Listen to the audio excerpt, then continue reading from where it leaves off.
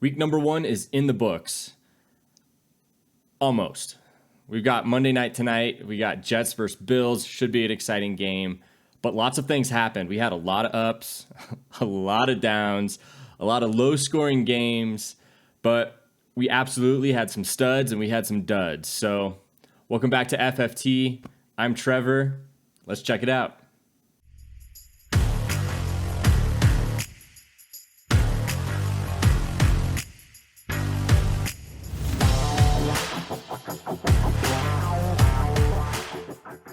Okay, so week 1 isn't quite done yet. We still have Monday Night Football, Jets versus the Bills. I'm excited about that game, and honestly, there's a lot of studs potentially that are still playing in this game. We're talking about Aaron Rodgers. Could he have a resurgence? Garrett Wilson, Breece Hall, Dalvin Cook. And then on the other side, we've got Josh Allen. We've got Stephon Diggs. We've got James Cook. We got the Cook brothers playing each other, which should be exciting. But coming out of the weekend, I absolutely have my studs and duds list prepared. We're going to go ahead and start with the studs. We're going to go through every position: quarterback, running back, wide receiver, and tight end. I may be missing some people here, and if I am, let me know in the comments down below. I'd love to know what you guys are thinking, but these are the people that stood out to me over the weekend, and I'm going to go through this list pretty quickly, but I do have some thoughts on these guys. So at the quarterback position, Tua, oh my gosh. If he stays healthy, man, I think that he might have an excellent year with Tyreek Hill. He had like 40 fantasy points. Jalen Waddle, I mean, their offense is off to a hot start. They were looking good, but so far he's the quarterback 1 on the weekend. Then we have Mac Jones, guys, with 316 yards, 3 touchdowns.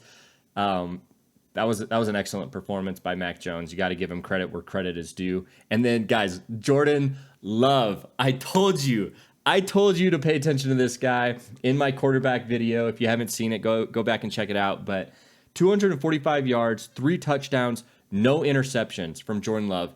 He is confident. He excellent ball placement on these and touch on these passes. He knows how to protect the ball and get it out there to his receivers in a way that doesn't put it in jeopardy. I'm excited about these Packers, especially with Jordan Love.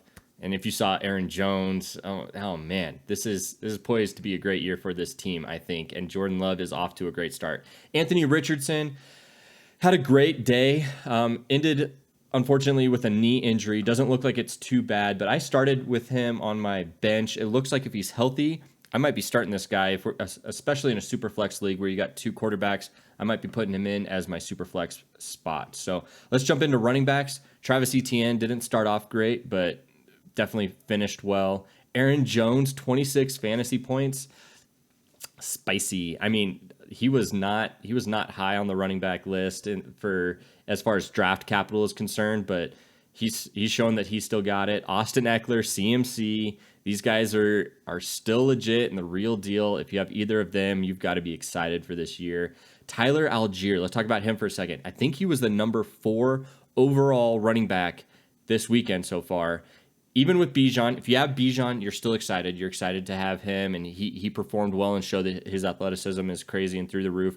But Tyler Algier had 2 touchdowns and 15 attempts. He was utilized a ton. This Falcons offense is showing that they are going to be a run-heavy offense, and you can be playing either of these guys, I think, going forward as RB1s on your team. So if you have both of them, man, you're poised to do well. We've got Tony Pollard, obviously, if you saw that game last night. And if you're a Giants fan, I am sorry. But the Cowboys looked great.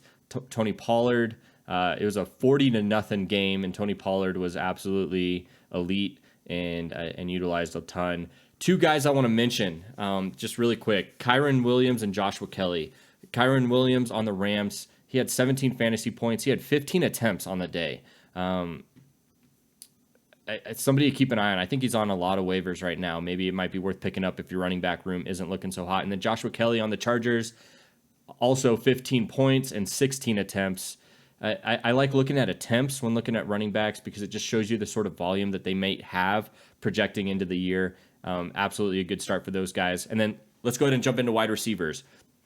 Tyreek Hill does it again. 40-point game. That was a game winner. I actually lost to a team that started Jonathan Taylor and Mark Andrews and lost to that team because they had Tyreek Hill on their team. Goodness gracious. Tyreek Hill throwing up numbers. Brandon Ayuk, 2 touchdowns, making it look like he should be considered like top 5 wide receiver on the year right now because of the way he played and the way that he was focused on this offense. Jacoby Myers being evaluated for concussion, but had a good game. Calvin Ridley is back, baby. I told you guys, I had some predictions about Calvin Ridley, and so far they look to be true. It looks like the Jaguars are going to have a solid offense, and Calvin Ridley is the number 1 wide receiver on this team. Maybe look to trade for this guy if you can. It may be difficult at this point, but Calvin Ridley is looking good. Michael Pittman, can you believe it? Can you believe it? Michael Pittman, 11 targets, did well. JJ, Justin Jefferson, did great and didn't even have a touchdown. Nakua, 15 targets. He was the Cooper Kupp of the Rams, and Cooper Kupp's out. So as long as Cooper Kupp is out, I am playing Nakua. I am. Let's go. Amon-Ra, obviously great. And then last one, Jordan Addison, touchdown in the opening game of the season. Looks like the T. Higgins, essentially, of the Vikings. So pay attention to that guy. It was fun to watch him. I'm going to be starting him from now on, at least for a bit. I'm giving this guy the benefit of the doubt. He is getting open, and he's getting looks. And then as far as tight ends are concerned, Hunter Henry, Hayden Hurst, Parham, and then Hawkinson. Don't really have much to say about them, but they had good performances. These were a lot of low-scoring games. So even though we absolutely had some studs, there were a lot of duds as well. So let's go ahead and jump into that. Quarterbacks, Jalen Hurts.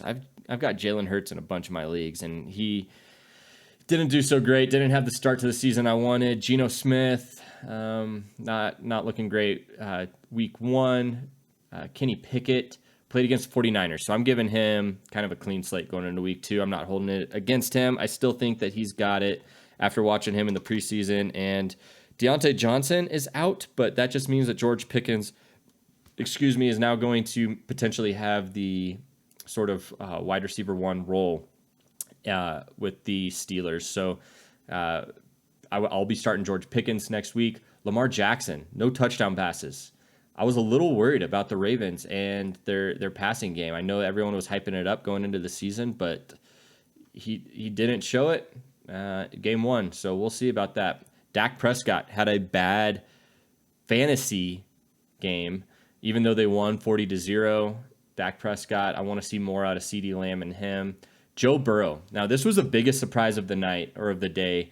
After getting paid $250 million, Joe Burrow, maybe he went out and bought a million donuts or something before the game. He did not perform well. He did not look well. I don't know if it's because of his calf and they're just trying to nurse it back to health. Hopefully he gets better, but that was a bummer to watch. My brother has him in a couple of his leagues, and he was devastated by the performance yesterday. Running backs, J.K. Dobbins, man, this guy cannot stay healthy. Unfortunately, I predicted it in one of my running back videos. I didn't want to trust this guy's health, and Achilles is a whole new sort of torn Achilles, man. It's a season ender right there. Hope he heals quick. Kenneth Walker didn't do too hot despite Charbonnet not playing much at all. I think Charbonnet had 1 or 2 touches the entire game. Kenneth Walker was the 3-down back and did not have a spectacular game, but again, I think he bounces back. Josh Jacobs didn't have a great game. I hope he bounces back. Saquon Barkley did not have a great game. I hope he bounces back, but considering the offense that we saw last night, I am worried about him. Now, Jahmyr Gibbs, he had the talent, but not the workload that we wanted to see. It seemed like it was the David Montgomery show. Even though David Montgomery had some good flashes, I think I'm not worried about Jahmyr Gibbs because he obviously is the more explosive player. He's more athletic. He's quicker. He explodes through the holes. I think he just had some game 1 sort of jitters because there was a sweep that he had. It was a touchdown. It was an easy touchdown, but he couldn't keep his legs under him. I think he was a little too excited and fell. He had a couple moments like that where he missed a gap for like a right up the middle, and I just think he didn't see it. I think he was a little antsy. Game 1, I'm not worried about it. Had the talent, not the workload. Rachaad White has the workload, but not the talent. I'm a little worried about him. I got him at a discount in a lot of my leagues, and I played him week 1 because I expected him to just kind of be a workhorse, and he was, but he did not average very many yards per carry at all. Dameon Pierce, Najee Harris, Zach Charbonnet, 3 attempts. It looks like Zach Charbonnet had 3 attempts. I'm worried about his volume. I think it'll go up as the season progresses, but as of right now, not looking great. Wide receivers. Jamar Chase obviously didn't do great because Joe Burrow didn't do great. I expect that he's going to come back strong in week 2. Hopefully, I expect that Joe Burrow will figure it out for week 2. Deontay Johnson and George Pickens both didn't do great, but with Deontay Johnson now out, George Pickens I think takes or acquires the wide receiver 1 spot, and they played the 49ers, so that's a hard defense. I'll give them a pass on that one. Juju Smith-Schuster, low targets week 1.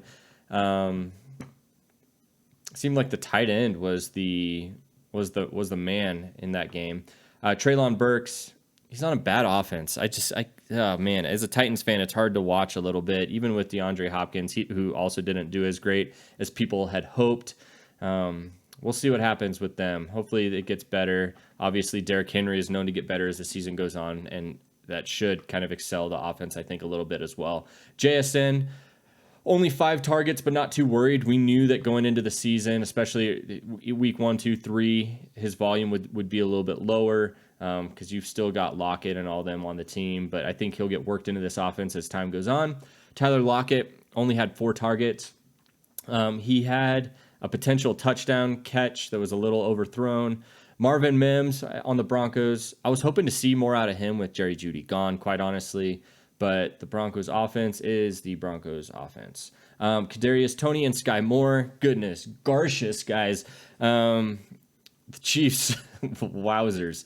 I don't know if it's like a Travis Kelce curse or what, but I expect that with Travis Kelce coming back, especially with the performance that these wide receivers had week 1, Travis Kelce is going to be a beast. He is going to get 99.999% of targets from now on based off of all these drops and oh man, Sky Moore, Kadarius Toney were just bummers week 1.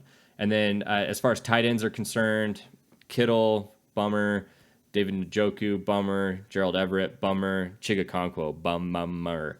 I had high hopes for Chig Okonkwo, and I'm not dropping him. I'm holding on to him. If I were you guys, if you need a tight end, maybe look to acquire Okonkwo. Maybe look to acquire George Pickens. I think you can get discounts on those guys. Another guy that I think you can get a discount on right now is Jahmyr Gibbs. I think with his week 1 performance, a lot of people will be bummed and they'll overreact, and I think you can maybe trade for him at a little nice discount right now. And I think that his volume shoots up and his talent is obviously there. So those are my studs and duds. Let me know, guys, am I wrong about any of these players? I may have missed some guys, but I think, especially with the week 1 being as low scoring as it was, I think that we see some of these players shoot up week 2 with these different matchups. But we had to get the week 1 kind of jitters off.